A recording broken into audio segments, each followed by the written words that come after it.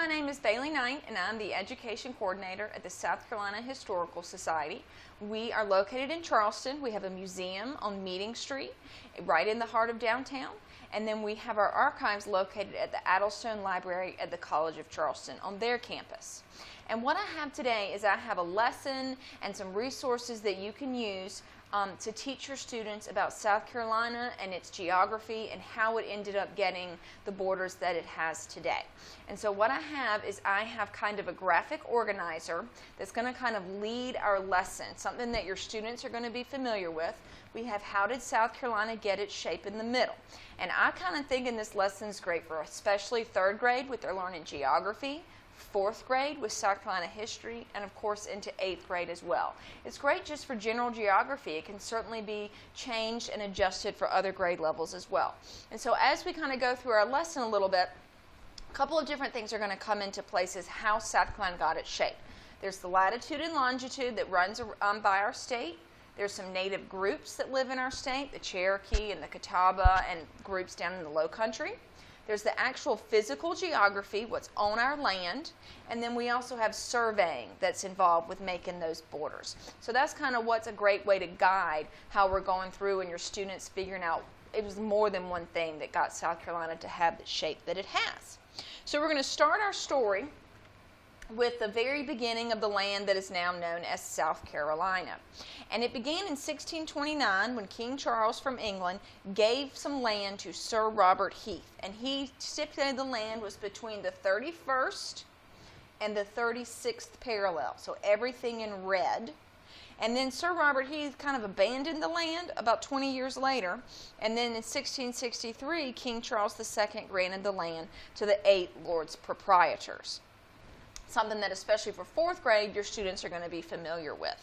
But he changed it so that it was the 36 and 30 minutes and all the way down to the 29 latitude. So everything in yellow was also included. This is great for those third graders that are really trying to figure out how to understand latitude and longitude, and then our fourth graders as that continues as well. So of course, 1670, we had the very beginning of Charlestown, and then you can see where South Carolina is on this map. So our story continues with 1729, when the Crown took over the governing of the colony. The Lords Proprietors were no longer ruling. And Herman Mole, he's a geographer, and he ended up putting this map together 1729, 1730. And there's a couple of things that are great to show your students with this very, very early map.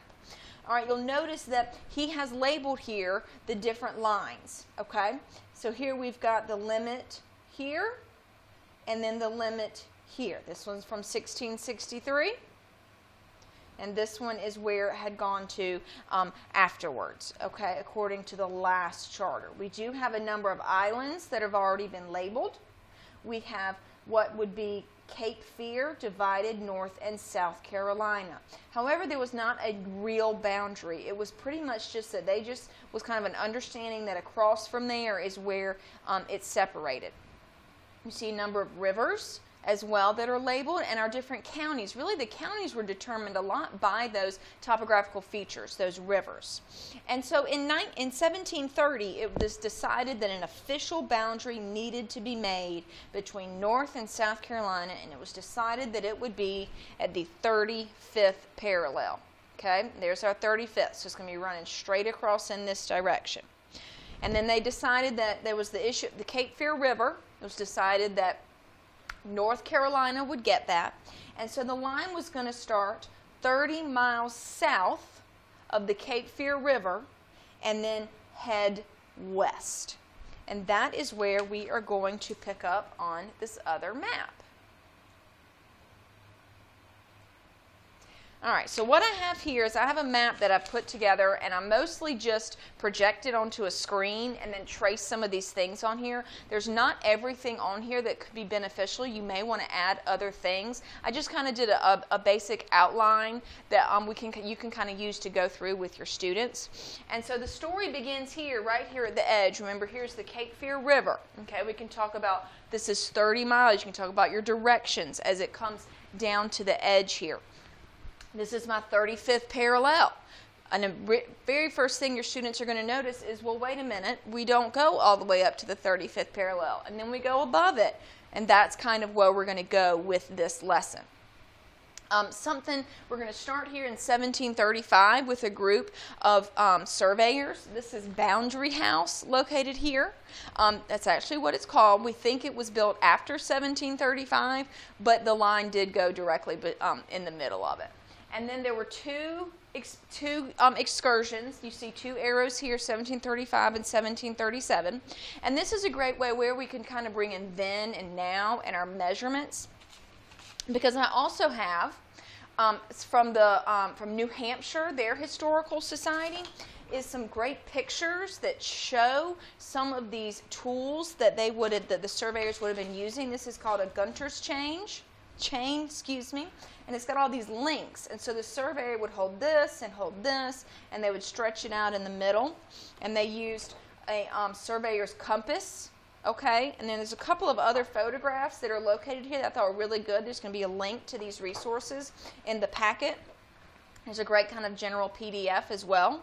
And then what they also have, which was great, is this is a guide to build your own in your classroom. So you're just using regular things that you would have in your classroom, and your students build it. And especially for our fourth graders, there is a chart here, a table, where they can measure things in your classroom with the chain and then converting it, okay, using those computation skills and those understanding measurement, and they can even create a scale model of your classroom or their bedroom or whatever that it may be.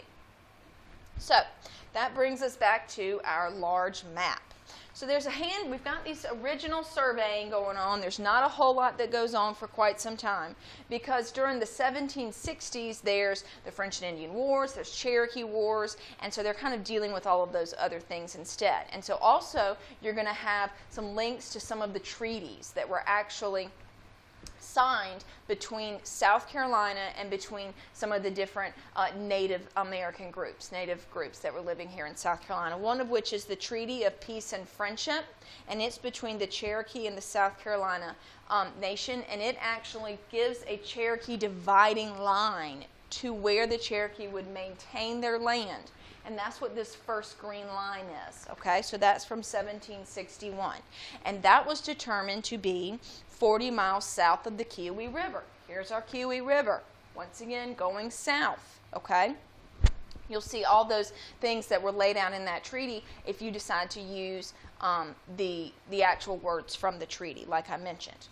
Some of the things that can also be gleaned from those treaties is the attitude that was displayed towards the Cherokee. They were not allowed to cross the borderline without a white escort. That is exactly the wording that exists in that treaty.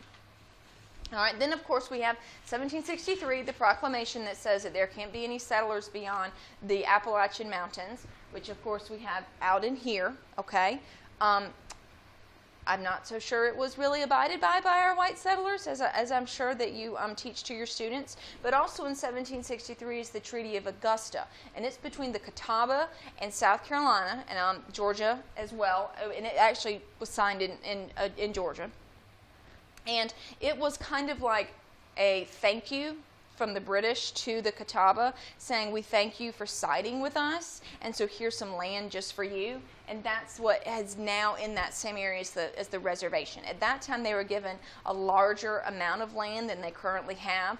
There's another video on the YouTube channel about some of that information that you could look at as well. Anyway, so we're going to continue our story. So we've gotten up here, and finally in 1764, a surveyor by the name of James Cook, he's sent out to go and continue this survey, and he's the one who messes it up. He doesn't continue going north to the 35th. He goes ahead and heads left, and he ends right over here at this corner of the land that the Catawba had been given. So he stops there. This is also actually where a large road is heading through, part of the Catawba trading path that went from Charleston, and then Camden's about this area, and then it continues up to North Carolina. And so you can see that it ends right there. That's another reason why the Catawba would have gotten reservation space in that land. That's where the trading path, and then later the roads, and then now a lot of our interstates and highways are in those same places. That could be something else that we can look into with our students. So ends up stopping right there. Okay, they wait a little bit longer, and then we have General William Moultrie, who we know is going to become famous in the Revolutionary War. He gets involved, and he begins surveying up and around the Catawba. Okay, and then he heads in this direction to this dividing line. Remember, white people are not supposed to settle on the other side, and the Cherokee are not supposed to come to the other side. So he ends up having to stop right there. You'll notice that once again we've got that 35th parallel. Your students are going to be noticing. Well, now we went above it. It was decided that because James Cook didn't get all the way up to the 35th, oh, well, South Carolina can make up for it on the other side. There was also the Catawba who was saying, hey, that 35th is going to divide our area in the middle. And so it was decided the Catawba land would stay in South Carolina. Something else that can be discussed. Would the Catawba want that? Would South Carolina want that? How would North Carolina want that? And those different perspectives on that type of thing. So we've got him stopped all the way up there. And then we end up having May 20. 1777, another treaty from Cherokee Wars. And this time the Cherokee were defeated, and the South Carolina pretty much made their stipulations to the Cherokee, and the Cherokee didn't have a whole lot of decision power. And as you can see, I have a second line that cuts their land even further. They have very little land at that point. Okay? So that ends up getting them to this area, and the Cherokee are located there. Well, meanwhile, all this is going on, and there's issues down here with the Savannah River and Georgia, and where's the land division going to be?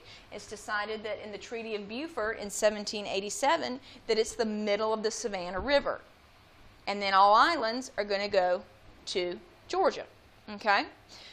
Once again, we still got to finish this thing out up in here. We head back up here in 1813 and 1815 with two groups that go out and figure out where the 35th parallel is. One of them is named Surveyor Andrew Ellicott and an astronomer by the name of George Blackburn, and they do a lot of calculations, and they figure out where the 35th is, where all of these states meet, and he marks it with a rock, and he chisels into the rock. That ends up being deemed the correct place. And so in 1815, they finish it and they chisel on another rock, and that is where our three corners of our three states meet. Right there, up there, it's called Elliotts Rock. You can actually still and go there. So that leads us from 1735 to 1815. But then the story continues because some of these same issues have been brought up again in more recent years. It's a great opportunity for your students to look more into some research and finding out what still could be an issue with our borders. 1928, they need to resurvey. There's some confusion over here about where is the boundary line. And in 1928, they could set out to do it, and they can't figure out quite where the spaces are. Think about it. A lot of these surveys were done with just trees. Trees were marked with scars on them, like with blazes, where pieces of the bark would be cut out. Well, those are not all there anymore. And so there's a great resource and a great lesson where you can teach your students about trees and how to age trees, because they found a tree from 1735 that helped them know exactly where that boundary was made. Okay? And so that's related to that. There's also, in Georgia, once again, a lawsuit was filed in 1977 because one or two of the islands had gone to the coast of South Carolina in the river. And Georgia said those were our islands. South Carolina ends up getting them. That was an extremely long battle in court to figure out that. It's the river. We can get into how rivers can change course. That gets you more into your science as well. And then even more recently, in the 2000s, there was a South Carolina-North Carolina boundary commission where they had to figure out, wait a minute, we've still got some confusion about exactly where this is. And so over a couple of years, a whole resurveying was done, and it turns out that there were some places where they thought they were living in one state, it turns out they were living in the other. That can bring into some other issues like taxes. Where you would rather live based on taxes or based on services that a state or a county provides. So looking at this can actually lead us to looking into even more recent issues or into other areas of what you are teaching in your social studies classes. So I hope that this gives you some ideas. If you want any of these resources, if you want me to teach to your students, if you want to borrow anything, please reach out to me. Remember, on your resources sheet, you've got links to New Hampshire. You've got links to these maps. I actually also have some of the journals from Dr. George Blackburn, that astronomer. And so you got your primary sources right there, which are great to use. There's vocabulary, there's questions in there. And like I said, please reach out to me. Again, my name is Bailey Knight at the South Carolina Historical Society.